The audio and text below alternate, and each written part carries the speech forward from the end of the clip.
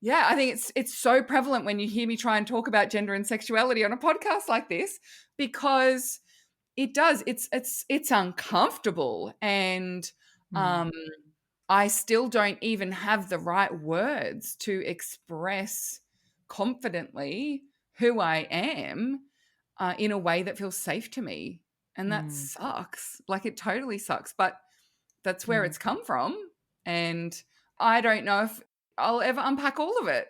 Same with internalized misogyny. I don't know if I'll ever unpack all of it. Hello and welcome to the 50 Shades of Gender podcast.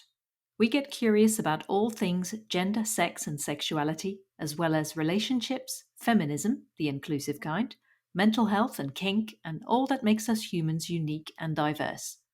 From body positivity to body dysmorphia, it's all welcome here.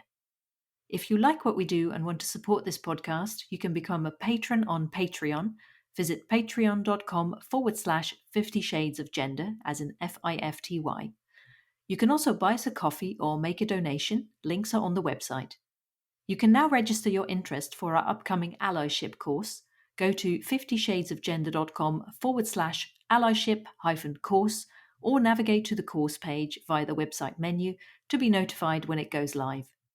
Now, join us on a journey of inclusion, acceptance, and respect. I'm your host, Esther Lemons. I am a queer woman, and my pronouns are she and they. In this episode, I have a conversation with TASH CORBIN, an online business owner who helps women and non-binary folk to start and scale their businesses. Tash's pronouns are she and they are neurodivergent, non-binary, a gender-fluid woman, and queer. Find out what that means to Tash in this episode. We also talk about what is non-conforming enough, the experience of being sexualized, how showing up with our imperfections builds connection, marginalisation and intersectionality, how we all have internalized misogyny, racism, homophobia, and transphobia, seeing each other's humanity, and feeling safe to be yourself. It was recorded on the 12th of July 2023. Now let's get into the episode. Hello and welcome. What's your name? I'm Tash Corbin. Hey, Tash Corbin. Lovely to chat with you. So a little while ago, I know you through a group, and a while ago I noticed that your pronouns were she and they, and that made me curious. And then we got chatting about this, and now you're here. Yeah. So the labels you gave me were neurodivergent, non-binary, gender fluid woman, and queer. So that's a good few labels to start with. Yeah. Yeah. Um, do you have a preference of where you want to begin, or shall we just start with the non-binary one, maybe? Yeah, just go for it, I reckon. Let's dive on Right. in. Amazing. So what does being non-binary mean to you, and how long has that been, like, when did you find it for yourself? I think I've always known that I'm not particularly conforming to normal gender standards or norms. And I was working with actually someone who helped with inclusion and was a non-binary person themselves. And in having the conversation, one of my initial hesitancies about identifying as non-binary and using they pronouns was I wasn't sure if I was non-binary enough. And Yeah. so it was really fascinating to just have those conversations and unpack, why I felt like I was non-conforming, but why I felt like I had to be super non-conforming in order to be allowed to use different pronouns or to identify as non-binary. Mm, And it was actually through that person that I started following a lot more influencers and online creators, and I saw some really fascinating conversations about being a non-binary woman. And mm, that just felt like a really beautiful alignment for me, because I do feel that, I am a woman, but I also feel that I don't conform to what you would consider classical gender norms. And so mm. for me, it just felt like it was more of a fit. Yeah, I identify as queer, and I just felt like it was the right fit for me. It just, when I heard about people using she they pronouns and non-binary, it was almost like Yeah. that was what made sense. Finally, I had found something that made sense to me and felt like the right fit. Yeah. Yeah, I can relate to that. I feel like it's like a she plus kind of thing, Yeah. Yeah. Yeah, yeah, I Yeah. like that a lot. Yeah, so you just mentioned queer. What do you like about the term queer? What does it mean to you to be queer? Yeah, I actually really enjoy the vagueness of it Yes. because I find sexuality and gender and all of those sorts of things, they're such constructs, and it is so Mm, almost so vague and muddy anyway. And because I have a particularly public life, like I wouldn't say I'm world famous or anything, but I do have quite a large audience online.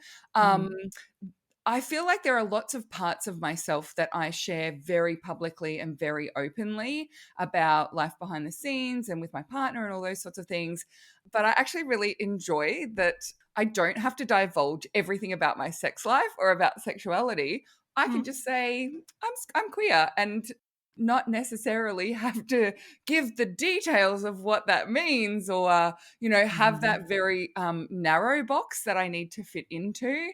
I'm someone who has always been very sexually curious and very sexually aware. Like, I was labeled as sort of being wrong a lot as a young woman for mm, being too sexual, even though it wasn't necessarily related to having sex or being sexually active. It was just more that I was happy to talk about it. And yeah.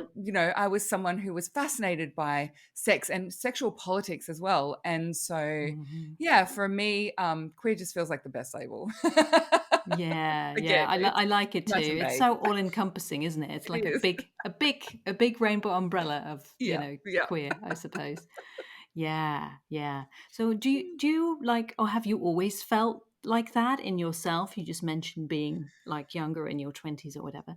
But Yeah, I do. yeah. Like, looking back, I can see that, there was a lot repressed and there was a lot of trying to ensure that I grew up in a country town, and so in Queensland, in central Queensland. So that part of Australia is particularly backwards, I would say. And so it wasn't safe. I would say, like, that was my number one thing growing up, was knowing that it felt unsafe to be anything but heterosexual, anything but boy crazy, those sorts of Mm, things. That was what was rewarded, that was what was assumed. And so, yeah, but now looking back, I can see that I absolutely, like, in high school, in at university, in my young adulthood, there was like a secret curiosity and a secret desire, I suppose, to experiment and to for it to be allowed. It's almost like I was waiting for it to be okay and for some sort of societal standard to say that it was okay for me. mm, And yeah, so I haven't necessarily, I haven't identified as queer publicly for most of my adult life, but I definitely know that for myself and in my own head and in my own body, I know that I'm not just a heterosexual person at all. Yeah. mm. Yeah, yeah, totally. Mm. Yeah, I can relate to that sense of curiosity, I think, as Yeah. well. Yeah. Yeah, growing up, and I think I didn't have the language, I think, when I was young to even know what to call it or anything. But to me, Mhm. I just felt like I was an open-minded person, and it was like everything was, whatever, it's fine. It's all good. Yeah. Yeah. Yeah. Absolutely. And I also think that in a lot of the social situations that I was in, there was a lot of that sort of whispering about, oh, someone else might potentially be gay or, something like that. And Mm, so I also have this whole need to not be like the person who's this topic of conversation, like, I just don't want people speaking about me behind my back and all that kind of thing. So I think it felt mm, like a bit of a safety thing as well. I must also say that I was 6 foot tall by the time I was 14 years old. So I mm, was mistaken for adult from a very young age, and I was mm, sexualized by strangers, especially men, from a very young age. And that felt very unsafe as well. Mm. So actually, when I was 16 and 17, I had like cartoon backpacks and was trying to be as childlike as possible, Mm. and sort of push back against this narrative that seemed to have been thrust upon me that I was an adult and, ready and all of those sorts of things, and old Mm. before my years and all that kind of stuff. Oh, you must be such a wise soul. Um, and so I think that also had a lot to do with then sexuality and like just staying in very safe places, because I think that there was an underlying message that because of how like adult I looked, if I was to have that, what I would consider now like that normal sexual awakening as a teenager and curiosity and exploration, I felt like that was a bit unsafe for me, because Mm. the expectations on me as someone who looked like they were 20 at the age of 14 just felt far too big. And so I think that has a lot to do with it as well in Mhm. shaping what felt like a safe thing for me to explore at the time, a safe thing for me to explore in my early 20s even. Mhm. I spent a lot of my time trying to convince the world that I was not a sexual person, because it felt like that was really unsafe for me.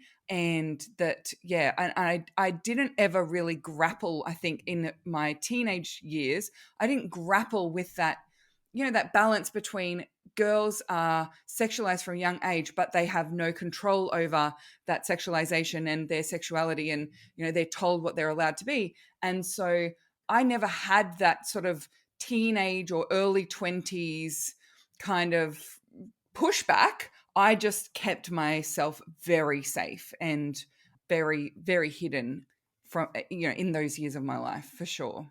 Yeah. Yeah, that makes so much sense. I think, well, women do get sexualized from a young age. It's just horrendous, really. When I followed a conversation in a group a while ago. Like they asked women at what age they felt sexualized for the first Hmm. time, and it was just Yep. shocking, really, Yeah. really shocking. Yep. And but it is unfortunately something that you get used to. It's like even when I was growing up, it's like that was just normal. Mm. It's like it's not even it's not great to say this, but like that was just life. Mm. It was just Yep. something you had to deal with, Yep. and it's Yep. like utterly fucked up, really. But It really is. yeah, Yes. Yeah. yeah, And look, I had grown men blaming me for their erections at the age of 12, and I had like oh, I think also like if for me it was this sense of, if I come across as sexual to a man, that's my fault. I've done yeah, something wrong. And mm, I think that was the big part for me as well. It wasn't just that I was sexualized. I was also made to feel like I had done something wrong to create that perception of me. hmm, And so, I also had very strict parents in relation to like couldn't bare your midriff when you were dressing, and mm, having 6 foot tall person's legs, short skirts were definitely not something that I was right, allowed to wear, all yeah, of those sorts of things.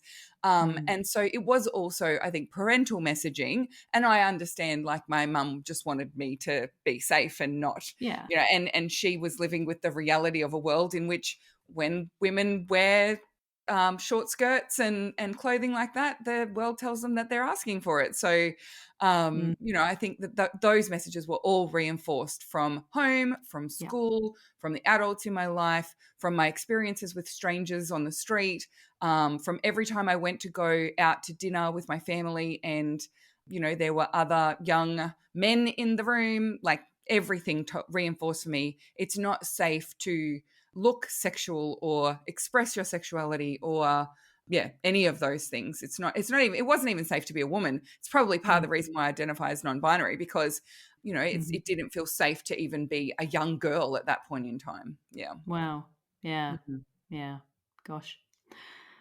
Wild, isn't it? Yeah. It is. Yep. Seriously. Oh my goodness.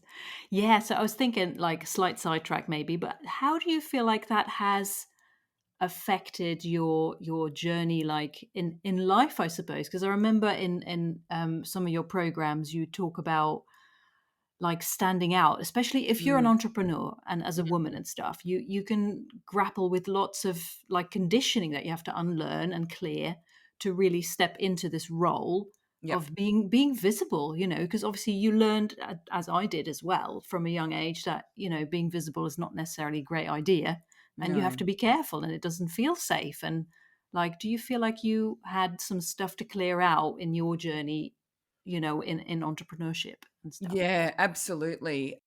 For me, I feel like my recurring lesson in life was you can stand out and shine and stand up for being a star, or you can have Mhm. friends and be connected. Like if you stand out and Mhm. shine, then you lose that connection with your friends, or you lose that sense of community, whatever that might be. So Mhm. being top of the class at school meant your friends were cranky with you, or those sorts of experiences. And I saw that happen a lot even through my working experiences. So I already had a lot of stuff around visibility and being seen and telling people I think I'm good at this, or going for the top of something or going for a big goal. So that definitely has shaped it as well. I think that's definitely part of it. Yeah, and it's something that I think we all have to grapple with, regardless of how much we've become comfortable with being seen. As an online entrepreneur, there's different layers to it. There's sharing a little bit about behind the scenes of your life and grappling with whether you want to do that or not. And there's talking about your mistakes and failures. For most people, the reason why others are drawn to them online is because of their humanity and their humanness, and the fact that Mhm. you did make mistakes and you're not perfect. And yet, when we show up online, for a lot of online business owners, we feel like we have to show up perfectly. And yet, we've got it all figured out. Look at me. That's the only time people will buy from me, is when I've got everything figured out. But I think everyone in the online business space eventually discovers we get more connection, we have more success when we're actually just really honest about the hard times and the mistakes and failures as much as we are about the successes. Yeah. Yeah, absolutely. And that's one of the things I really appreciate about you and being in your groups and things. Yeah. I Yeah. like how openly you share about, oh, fuck this up. Look at how I can, I learned this stuff though, so I can tell you this so you don't have to do it Yeah. the same way as I do. Stuff like that. Oh God, it's so helpful, I find. Yeah, talking about being a woman, actually, just going back to that place. Yeah, one of the labels you gave me was gender fluid woman, and you just Mhm. just talked a bit about being a non-binary woman as well. Mhm. Some people might think, well, how can you be that and that? It's a bit conflicting in their heads, which I understand. So, I mean, Mm. how do those labels fit together for you? We can talk about the gender fluid and the, where the woman, like, what does being a woman mean to you? So, yeah, Mm. Yeah. I don't have all the answers. I'll be honest. I think yeah. the I'm still relatively fresh to my journey when it comes to understanding a lot about it's particularly about gender identity, I think. Hmm. And as I said earlier, like it just feels like it fits. And Yeah.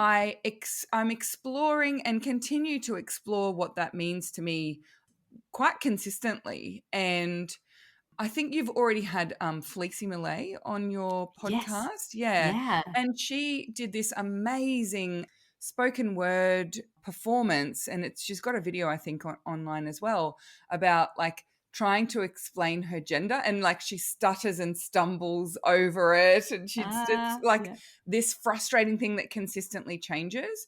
And so I absolutely love that piece. If anyone else identifies with some of the things I'm saying, make sure that you go and watch that. But Mhm. yeah, I feel for me that I don't fit the box of straight woman. Like that just doesn't fit. Mhm. I also don't see gender as like a spectrum, but I Mhm. like it's for me it's far more like a globulous mess of things, and it's like I've collected a few things that feel like they belong in my little mess of things. And so for me, gender fluid is about that sense that nothing is off limits for me. If I There's nothing that I would go, oh, that's a boys thing, right? Or that's a Mhm. that's a girl's thing, or that's not available to me. For me, like, I don't choose my behaviors, actions, desires based on what's set for me. My gender is fluid enough that I can pick and choose what I want and how I want to show up in the world and how I want to express myself. Mhm. Which probably sounds really weird, but that's for me what it is. It's like keeping every door open. Every door Mm. is open to me. I don't want to live in a world where certain genders have access to certain experiences, or, that and especially just for myself, right? Like, if I want to experience something for myself, I can choose to do so. And yeah, I mean, there's a lot of layers to that because I also am Mhm. someone who believes in creating safe spaces for women. I'm someone who believes in having spaces that exclude straight men, right? Like, I Mhm. absolutely believe that because of where societal norms sit and the marginalization of women, I do believe in creating those safe spaces for women. And like, I'm very open that I don't work with men in my business, and I don't have men in my groups, in my programs, in my business as well. So yeah, like, it's something where it's almost like, for me, the gender fluid thing and the non-binary woman thing, it's for me to explore in my space, in on my terms. Mhm. um and it just takes all of those barriers away from me. And yeah, so I just look at it, this like weird moving mess, and oh, yep, that feels like it belongs to me. Yep, that feels like it's for me. Yeah. Mhm. Yeah, I'll have that. Yeah. Thank you very much. Yeah, yeah. Totally. Yeah. Mm. So, yeah, I just wondered about talking about your groups and stuff. So your main your biggest Facebook group is called Heart Centered Soul Driven Entrepreneurs, which I'm also in, and you are very clear about that being an inclusive space. Yeah. So you say it's for women and non-binary people. Yeah. So yeah, so I wondered a bit about like how did you navigate your way into making it an inclusive space? Because I know a lot of people struggle with, how Mm. do I approach this? How do I not exclude anyone? How do I use inclusive language? All that Hmm. stuff. So, what's been Yeah. your journey there?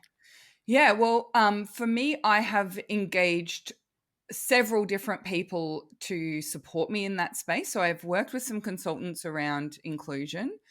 We also have an advisory board for the community. So I have a range of people who have experienced different levels of marginalization who Hmm. just help me.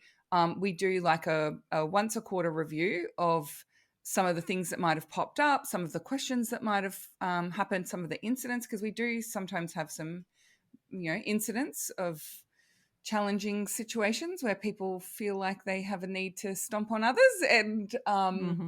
so yeah, that's been really helpful for me to navigate, because I don't have experience in all types of marginalization. I only have Mm. experience as someone who is queer, as someone who is non-binary, and someone who is a woman, right? So that they're my key experiences of marginalization. So some of the key things that we do is, number one is, I've made it really explicit. So in joining the group, in the pinned announcements, in the group guidelines, I talk about inclusion, and I talk about like what the stance is of this community. So, for example, that trans women are women, and that this is a space that is safe for the LGBTQ community, that this space is an anti racist space, that we are intersectional, we are feminist. And so I think by just saying that out loud and putting that front and center in the space, Mm. it does a lot of the heavy lifting for me around those sorts of challenges. And so, if something, and we also have it very tightly managed, like the Mm. admin of that group is hours a day, like it's hours and hours a day. And I think a lot of people underestimate like the amount of time and investment that goes into Mm. curating and ensuring the safety of people in spaces like that. Hmm. um, and so my team are trained. I'm trained in looking for anything that might be, veering into being unsafe for marginalized people. And we address things pretty quickly. We'll get to things as quickly as we can to minimize harm.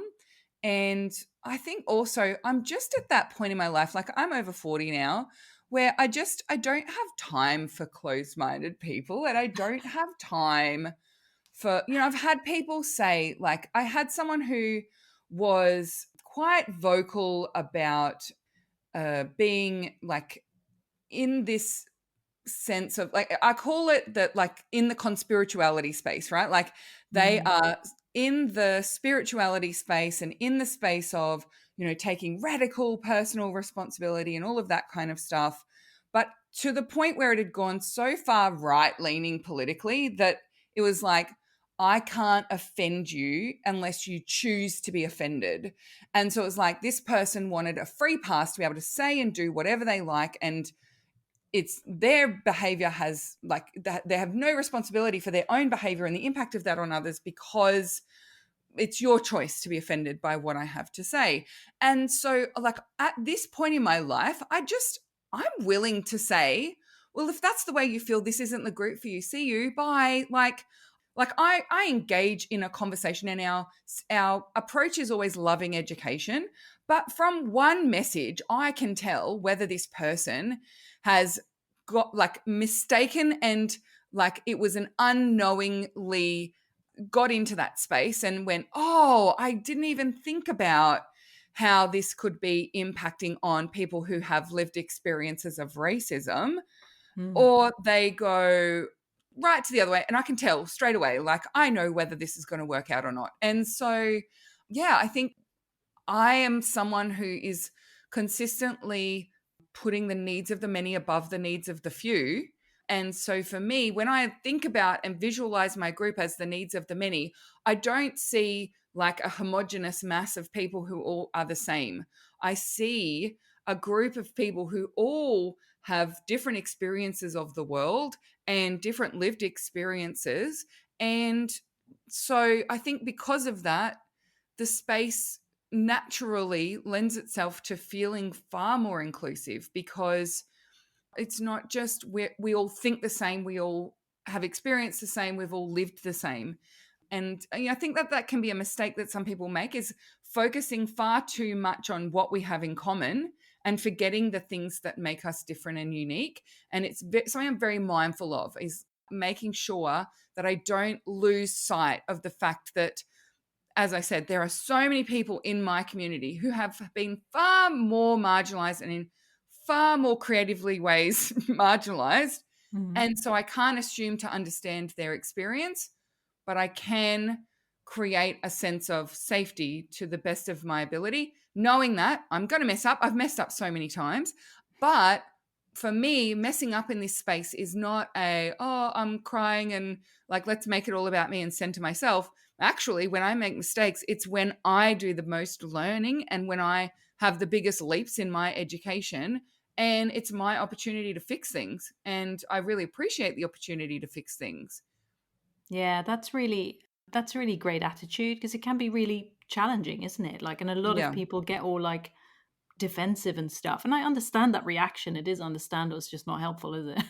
But yeah, yeah, totally. And I think I watched a video once. I can't even remember who it was, so I'm terrible at remembering the details. But it was something about, like, something that, as a white woman, that I've come to accept, this person said, I've come to accept, is that I'm inherently racist because I've not experienced life as a black person. I've not Mm. experienced life as a person of color.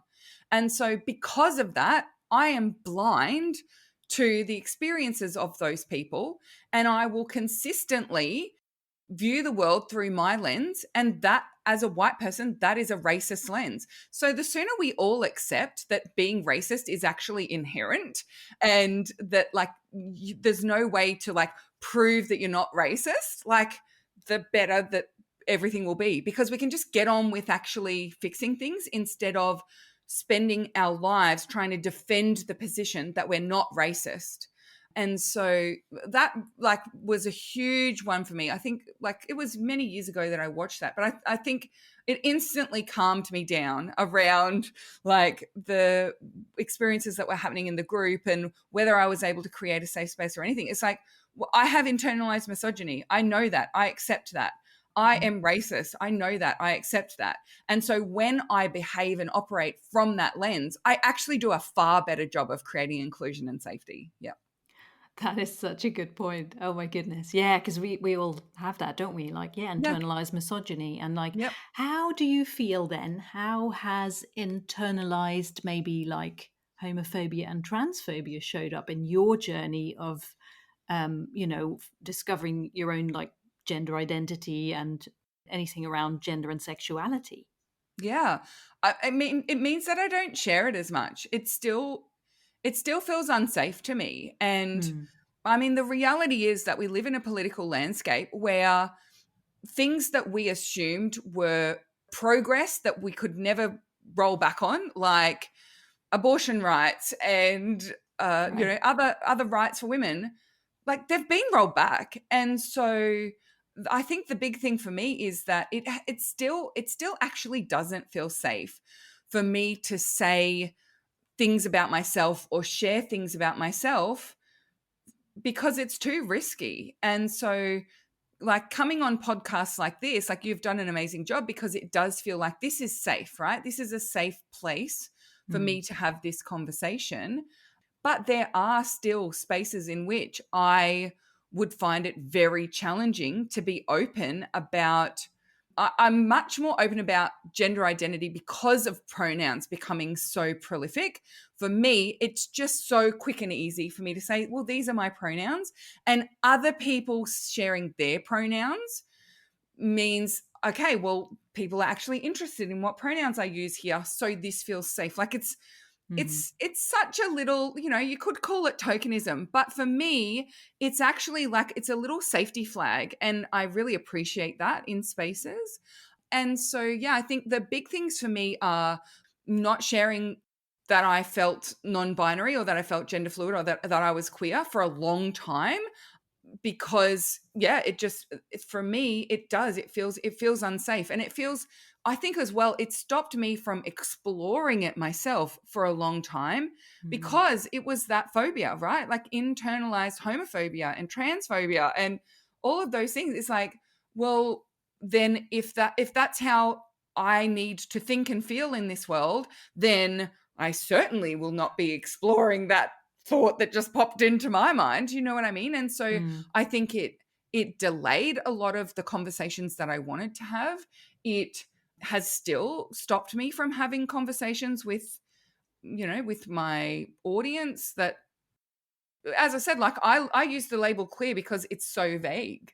And Hmm. I think that is internalized homophobia, right? Like I don't want to, at this point in time, it doesn't feel safe to like go out there and explain exactly how I exist in the world, right? And so, yeah, I think it's so prevalent when you hear me try and talk about gender and sexuality on a podcast like this, because it does. It's uncomfortable, and Hmm. um, I still don't even have the right words to express confidently who I am in a way that feels safe to me. And that Hmm. sucks. Like it totally sucks, but that's where Hmm. it's come from. And I don't know if I'll ever unpack all of it. Same with internalized misogyny. I don't know if I'll ever unpack all of it.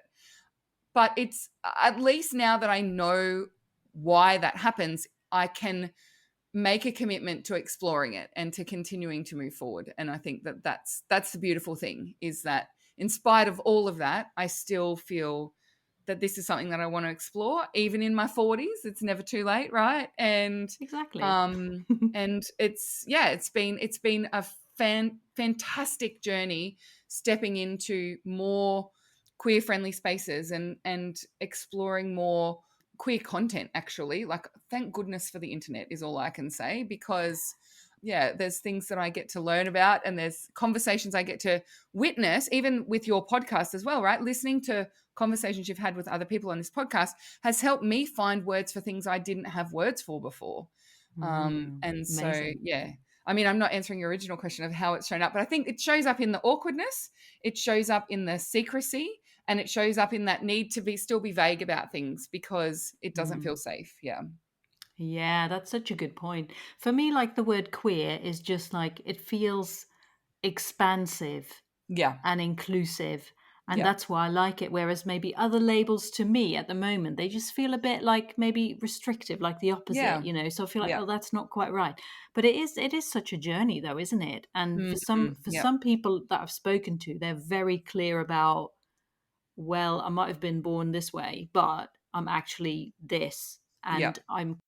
I'm sure about that. It's a very binary thing. It can be a Yes. very binary thing, and they're just very Mm. very certain about that. And for Yep. other people, it's such a journey. And some people have come back to me and said, you know, that the podcast episode we did, actually, I feel completely different now about, Mm. you know, Yep. how I view gender and what I've learned and how I view my own gender and all sorts of things. So yeah, it's Yep. really Yep. interesting.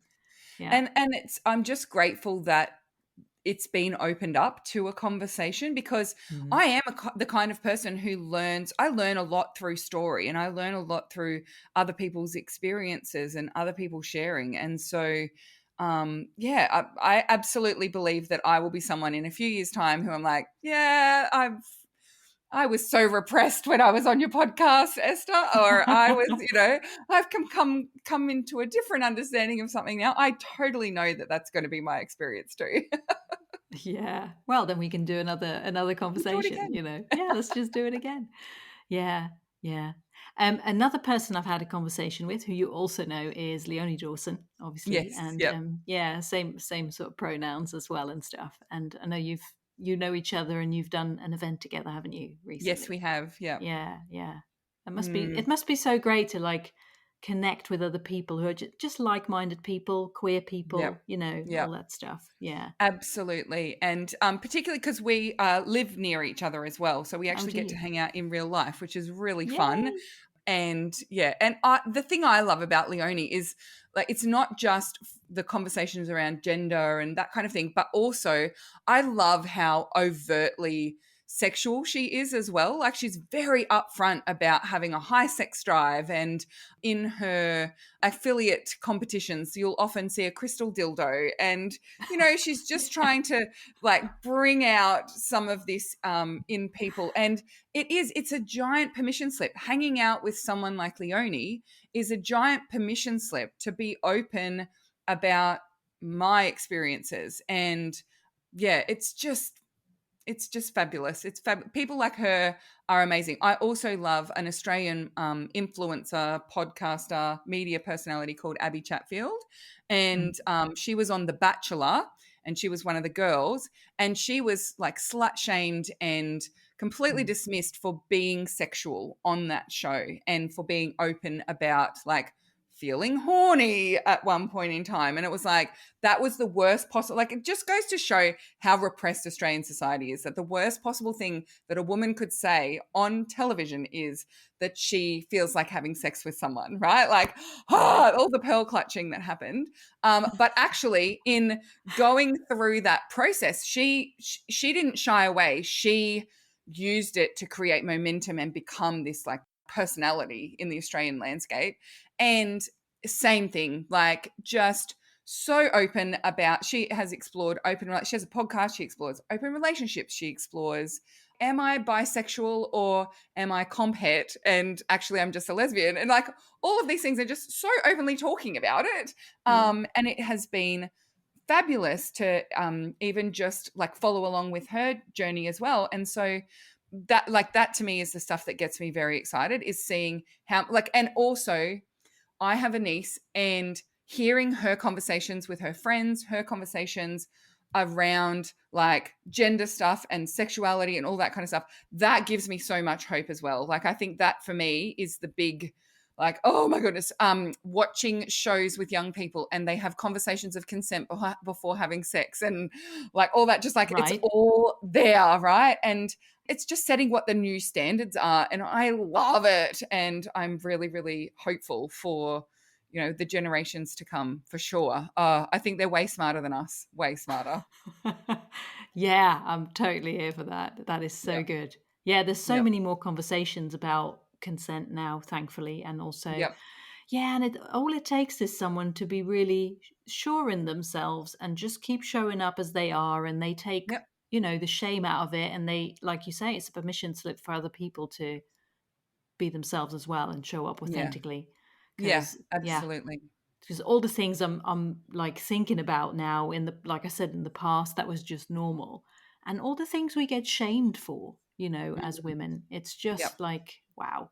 Yeah. Yeah. And we've learned to like police ourselves and each other. So Yep. if another woman sees you stand up and be like, yes, I'm a sexual being and this is how I feel, then it's so easy to be like, no, you can't, because I Yeah. can't be, you can't be, Yeah. Yep. it's Yep. so, it's all so ingrained and conditioned. It's like, yeah. Yes. Anyway, Yeah. we've got a bit of work to do, but there you go. We Things are do. changing, yeah, and I do also feel hopeful for the Yep. future. Yep. Absolutely. Yeah. Is there anything that you would like to add that we haven't talked about yet? No, I don't think so. I think that I just am really grateful for, as I said, this podcast and the conversations that you've facilitated, because I Thank think it you. all contributes to a real shift in the way that we see each other and we see each other's humanity. And I think Mm. part of the big stuff for me, I said no, but now I'm saying stuff. Isn't that hilarious? No, I haven't got anything else to say, but let me just say something. Let me just say something. Yeah. But one of the big things for me that I can see is a shift that I'm grateful for is that, like, boxing and labeling is, one of the ways that we made sexuality and gender stuff feel restrictive was that the minute that you chose a box, you had to stay there, and it had its own Mm. labels and meanings and connotations. And I'm just really grateful that, like, it's all just been unpacked now, and I'm Mm. really really looking forward to seeing how things go from here. As I said, there have been a lot of backslides when it comes to the political landscape around gender and around sexuality and all of those things. But I'm really hopeful that, once we outnumber some of these generations that want to keep things repressed and want to keep things Mhm. a certain way, that we'll see a big change for the better, and that people will start to feel safe to be themselves, which ultimately has been my lesson: is it's safe to be me, it's safe to be who I want to be. And it's taken me a long time to feel that. And even now, like, there are certain parts of that don't quite feel true. But, the more we go on with this, the more that we have conversations like this, the safer it will feel to be yourself and express who you are. And that's really powerful. Mm. Yes. Amen to that. Yeah. Hmm. Lovely. Thank you Fabulous. so much for sharing, Dash. Thank you so much for having me on the podcast. I've really appreciated this conversation as well. Thank you, Esther. You can find out more details on the website at 50shadesofgender.com/Tash, where you can also read the transcript. And you can find Tash on their website, tashcorbin.com, on Facebook at Tash Corbin Coaching, and on Instagram at Tash Corbin. Thank you for listening to the 50 Shades of Gender podcast. You can find us online at 50shadesofgender.com, on social media, and on YouTube. Again, if you'd like to support us, please consider becoming a patron on Patreon. Visit patreon.com/50 Shades of Gender. You can also buy us a coffee or make a donation. Links are on the website. Remember to register your interest for our upcoming allyship course. Go to 50shadesofgender.com/allyship-course, or navigate to the course page via the website menu to be notified when it goes live. We hope you will listen again. Until then, stay curious and open-minded. Yeah, I'll end it there. So, Lovely. how do you feel? All good? Great. Yeah, I feel Nice. wonderful. Thank you. Thank you. This has Lovely. been so fun. It has So been fun. fun. Yeah, Yeah. good stuff. Love Yeah, I will it. add all the things too. I'll add Fleecy's episode, and I'll see if I can Oh, find that great. video of Fleecy. Yep. Yeah, that was a great Awesome. conversation as well. Yeah, Yeah, yeah, yeah. So nice one. good. Oh, I got to Okay. meet her in real life for the first time a few months Yeah. ago, and she gave me some of her clitoris earrings. Oh, yeah, they're amazing. Yes. I did see that you made those. Yeah, Yeah, they're yeah, so and cool. she's just fabulous. Like, Yeah. like, it was just so lovely to meet her in real life, and to finally, like, we've probably known each other online for 8 years or 7 years. So, Mm-hmm. Yeah. oh, those moments are just so magical to me. It's like, Yeah, yes. that's great, isn't it? Yeah, the in-person So stuff. I good. recently went on a retreat with some people I've actually met in the heart-centered group originally, and it sort of, went Amazing. on from there. Yep. And yeah, I've just been in a retreat on a retreat in Glastonbury, Oh, and wow. meeting them for the first time in person, and people that you've Yep. known for years online, and it's Yep. just like, oh, it's so lovely. It's It so is great. so brilliant. Yeah, we had the Yeah, same thing with conference too, actually. Like, yeah, we had a lot of people at this year's conference who'd never met in real life, especially because with wow, COVID and everything, like, yeah, there's been so few events. So there's a lot of people who'd known each other since 2019, 2020, but had never had a chance to meet up in real life. But mm, then there was this huge cohort of us who we'd known each other since like 2012, 2013, and we'd met in real life maybe once or twice, but then wow. hadn't seen each other or in real life for so long. It was like this giant reunion. It was, yeah, it just had this Oh, amazing feel to it. It was just beautiful. So oh, that sounds lovely. yeah, yeah, Yay. it was. It was so good. Yeah.